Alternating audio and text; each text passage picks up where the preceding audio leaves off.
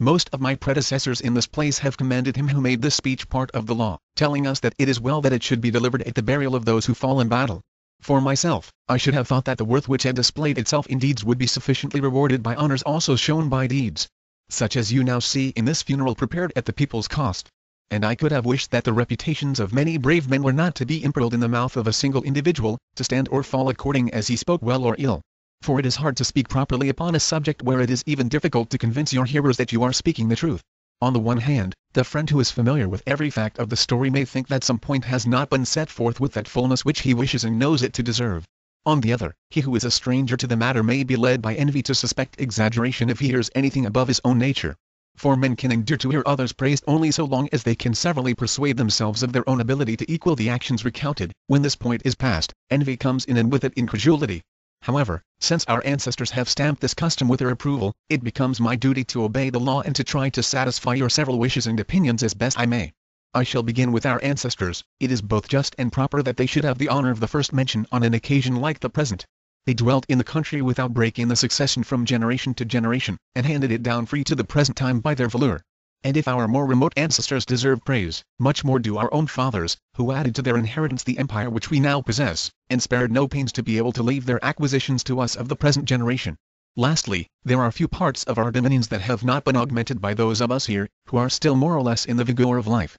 While the mother country has been furnished by us with everything that can enable her to depend on her own resources whether for war or for peace.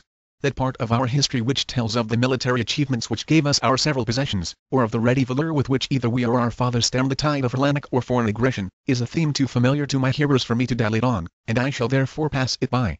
But what was the road by which we reached our position, what the form of government under which our greatness grew, what the national habits out of which it sprang? These are questions which I may try to solve before I proceed to my panegyric upon these men. Since I think this to be a subject upon which on the present occasion a speaker may properly dwell, and to which the whole assemblage, whether citizens or foreigners, may listen with advantage. Our Constitution does not copy the laws of neighboring states. We are rather a pattern to others than imitators ourselves.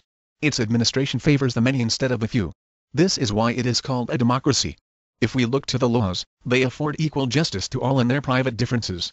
If no social standing, advancement in public life falls to reputation for capacity, class considerations not being allowed to interfere with merit.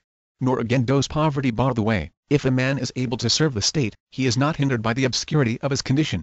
The freedom which we enjoy in our government extends also to our ordinary life. There, far from exercising a jealous surveillance over each other, we do not feel called upon to be angry with our neighbor for doing what he likes, or even to indulge in those injurious looks which cannot fail to be offensive, although they inflict no positive penalty. But all this ease in our private relations does not make us lawless as citizens.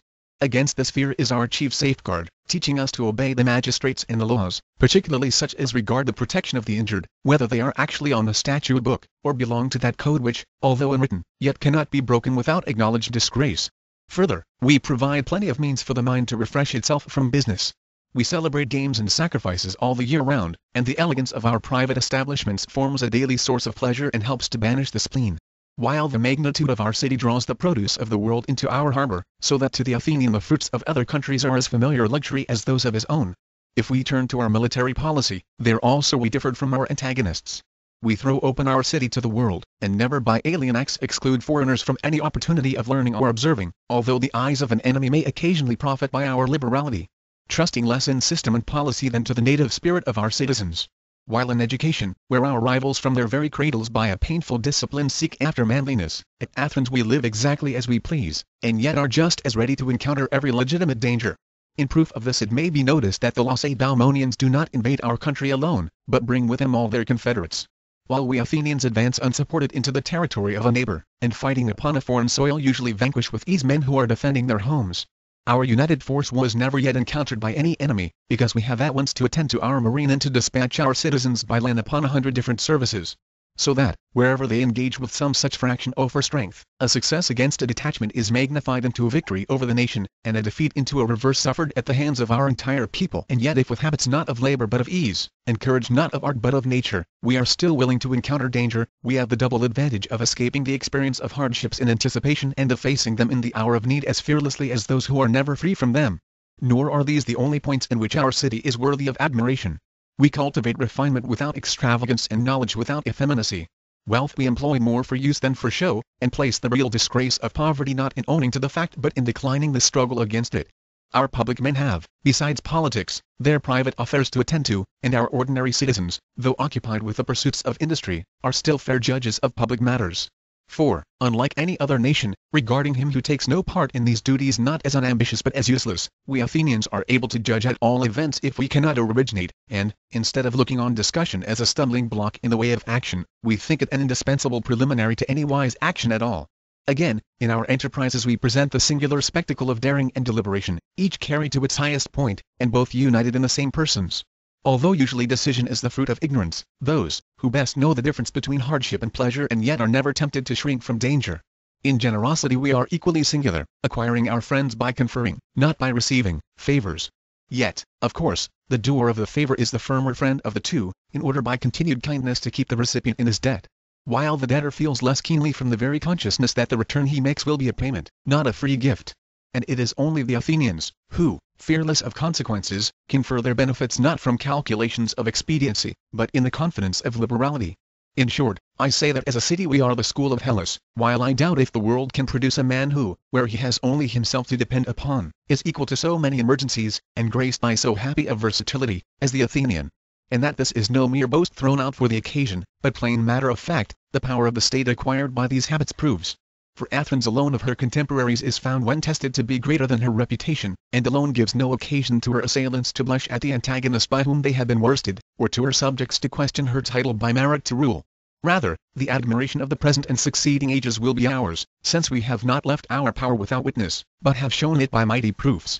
And far from needing a Homer for our panegyrist, or other of his craft whose verses might charm for the moment only for the impression which they gave to melt at the touch of fact, we have forced every sea and land to be the highway of our daring, and everywhere, whether for evil or for good, have left imperishable monuments behind us. Such is the Athens for which these men, in the assertion of their resolve not to lose her, nobly fought and died.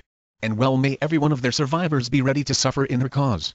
Indeed, if I have dwelt at some length upon the character of our country, it has been to show that our stake in the struggle is not the same as theirs who have no such blessings to lose, and also that the panegyric of the men over whom I am now speaking might be by definite proofs established. That panegyric is now in a great measure complete. For the Athens that I have celebrated is only what the heroism of these and their like have made her, men whose fame, unlike that of most Hellenes, will be found to be only commensurate with their deserts. And if a test of worth be wanted, it is to be found in their closing scene, and this not only in cases in which it set the final seal upon their merit, but also in those in which it gave the first intimation of their having any. For there is justice in the claim that steadfastness in his country's battles should be as a cloak to cover a man's other imperfections. Since the good action has blotted out the bad, and his merit as a citizen more than outweighed his demerits as an individual. But none of these allowed either wealth with its prospect of future enjoyment to unnerve his spirit, or poverty with its hope of a day of freedom and riches to tempt him to shrink from danger. No, holding that vengeance upon their enemies was more to be desired than any personal blessings, and reckoning this to be the most glorious of hazards, they joyfully determined to accept the risk, to make sure of their vengeance, and to let their wishes wait. And while committing to hope the uncertainty of final success, in the business before them they thought fit to act boldly and trust in themselves. Thus choosing to die resisting, rather than to live submitting, they fled only from dishonor, but met danger face to face, and after one brief moment, while at the summit of their fortune, escaped, not from their fear, but from their glory. So died these men as became Athenians. You, their survivors, must determine to have as unfaltering a resolution in the field, though you may pray that it may have a happier issue. And not contented with ideas derived only from words of the advantages which are bound up with the defense of your country, though these would furnish a valuable text to a speaker even before an audience so alive to them as the present, you must yourselves realize the power of Athens, and feed your eyes upon her from day to day, till love of her fills your hearts. And then, when all her greatness shall break upon you, you must reflect that it was by courage, sense of duty, and a keen feeling of honor in action that men were enabled to win all this, and that no personal failure in an enterprise could make them consent to deprive their country of their valor, but they laid it at her feet as the most glorious contribution that they could offer. For this offering of their lives made in common by them all, they each of them individually receive that renown which never grows old, and for a sepulchre, not so much that in which their bones have been deposited, but that noblest of shrines wherein their glory is laid up to be eternally remembered upon every occasion on which deed or story shall call for its commemoration. For heroes have the whole earth for their tomb.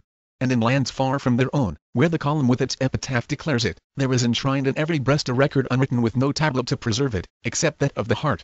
These take as your model and, judging happiness to be the fruit of freedom and freedom of valor, never decline the dangers of war. For it is not the miserable that would most justly be unsparing of their lives, These have nothing to hope for, it is rather they to whom continued life may bring reverses as yet unknown, and to whom a fall, if it came, would be most tremendous in its consequences. And surely, to a man of spirit, the degradation of cowardice must be immeasurably more grievous than the unfelt death which strikes him in the midst of his strength and patriotism. Comfort, therefore, not condolence, is what I have to offer to the parents of the dead who may be here. Numberless are the chances to which, as they know, the life of man is subject. But fortunate indeed are they who draw for their lot a death so glorious as that which has caused your mourning, and to whom life has been so exactly measured as to terminate in the happiness in which it has been passed.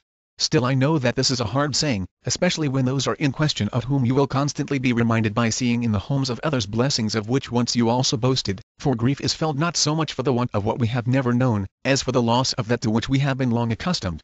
Yet you who are still of an age to beget children must bear up in the hope of having others in their stead. Not only will they help you to forget those whom you have lost, but will be to the state at once a reinforcement and a security. For never can a fair or just policy be expected of the citizen who does not, like his fellows, bring to the decision the interests and apprehensions of a father. While those of you who have passed your prime must congratulate yourselves with the thought that the best part of your life was fortunate, and that the brief span that remains will be cheered by the fame of the departed. For it is only the love of honor that never grows old. And honor it is, not gain, as some would have it, that rejoices the heart of age and helplessness. Turning to the sons or brothers of the dead, I see an arduous struggle before you. When a man is gone, all are wont to praise him, and should your merit be ever so transcendent, you will still find it difficult not merely to overtake, but even to approach their renown. The living have envy to contend with, while those who are no longer in our path are honored with a goodwill into which rivalry does not enter. On the other hand, if I must say anything on the subject of female excellence to those of you who will now be in widowhood, it will be all comprised in this brief exhortation. Great will be your glory in not falling short of your natural character. And greatest will be hers who is least talked of among the men, whether for good or for bad. My task is now finished. I have performed it to the best of my ability, and in word, at least, the requirements of the law are now satisfied. If deeds be in question, those who are here interred have received part of their honors already, and for the rest, their children will be brought up till manhood at the public expense. The state thus offers a valuable prize, as the garland of victory in this race of valor, for the reward both of those who have fallen and their survivors. And where the rewards for merit are greatest, there are found the best citizens. And now that you have brought to a close your lamentations for your relatives, you may depart.